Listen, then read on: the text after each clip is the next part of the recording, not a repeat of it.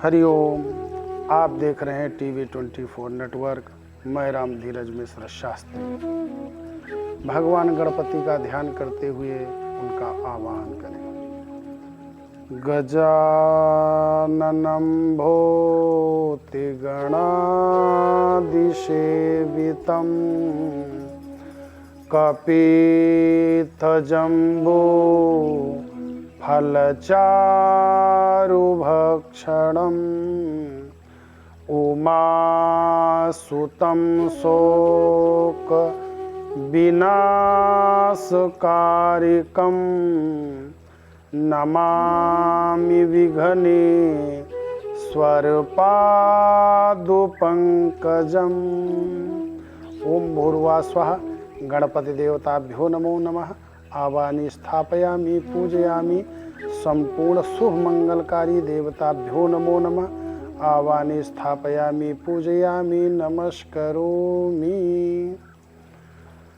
भगवान गणपति के ध्यान के पश्चात पितृ देवताओं का ध्यान करें, आवाहन करें, पूजन करें तथा इष्ट देवता का ध्यान करें, आवाहन करें, पूजन करें। सप्तऋषियों का ध्यान करें, आवाहन करें, पूजन करें। क्योंकि पितृ तर्पण में पितरों का सबसे महत्वपूर्ण समय होता है, क्योंकि इस समय जो भी पूजा पाठ जप हवन किया जाएगा वह पितरों को सीधे प्राप्त होगा। क्योंकि स्वर्ग या मृत्यु लोक या नाना प्रकार लोकों में जो भी पितृ देवता हैं वह इस समय पृथ्वी पर आए हैं और पृथ्वी पर आने के बाद सबके कुल में जो भी जन्म लेते हैं उनमें वो सबसे अनुग्रहित हैं, प्रसन्न हैं और वह अपने कुल के लोगों से नाना प्रकार की अपेक्षाएं रखते हैं कि हमारे वंश में अमुक व्यक्ति अमुक हमारे लिए ऐसा ऐसा शुभ सुंदर पुनीत कार्य करेगा जिससे उन पितरों की सद्गति और मोक्ष होगी तथा उनको आत्म तृप्ति भी होगी। जैसे जब हम पितृपक्ष में जल देते हैं तो उस जल ही क्यों देते हैं, इसलिए क्योंकि उनके जो ग्रहण करने की शक्ति है, प्राप्त करने की शक्ति है, वह जल के ही माध्यम से होती है।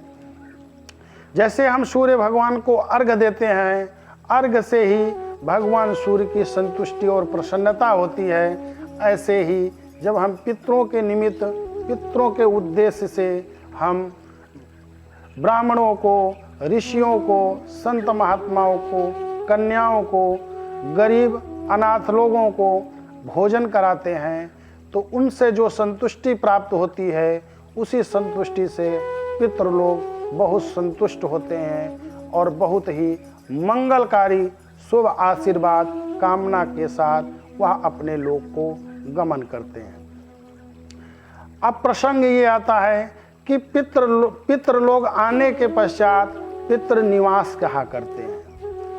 पितरों का निवास स्थान सर्वप्रथम देव स्थानों में होता है, पवित्र स्थानों में होता है, पवित्र वृक्षों में होता है, पवित्र तीर्थों में होता है तथा पवित्र जो पर्यावरण प्राकृतिक सुंदर स्थान हैं जैसे आम का पेड़, नीम का पेड़, पीपल का पेड़, बट का पेड़, जामुन का पेड़, आंवले का पेड़, ये जितने भी पवित्र वृक्ष होते हैं स्वच्छता पूर्वक जहाँ पर उनका वास होता है और वह उन्हीं स्थानों पर पितृ रह के हम लोगों के जो कुल के देवी देवता हैं वह भी नाना प्रकार की अपेक्षाएं रखते हैं कि हमें अमुक व्यक्ति इस प्रकार संतुष्ट करेगा।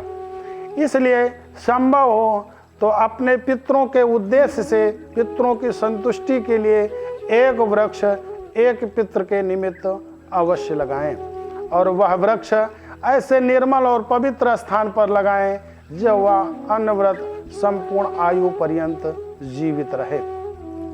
क्योंकि जब हम पितरों की संतुष्टि करते हैं तो वह पितृ इसी पृथ्वी पर नाना प्रकार के भोग और मोक्ष हमें प्रदान करते हैं।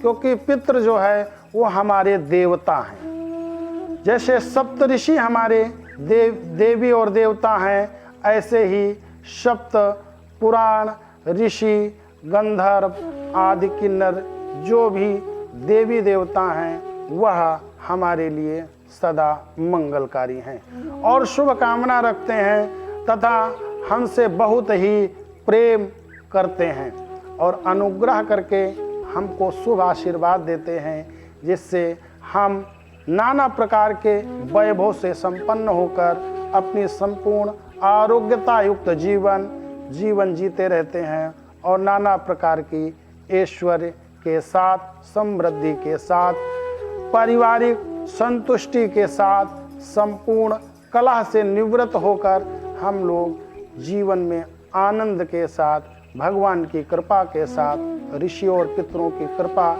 और आशीर्वाद के साथ अपने जीवन को प्रफुल्लित करते हैं। जब पितृ बहुत संतुष्ट होते हैं तो उस परिवार में, उस घर में रोग की निवृत्ति हो जाती है, रोग नहीं रहता है।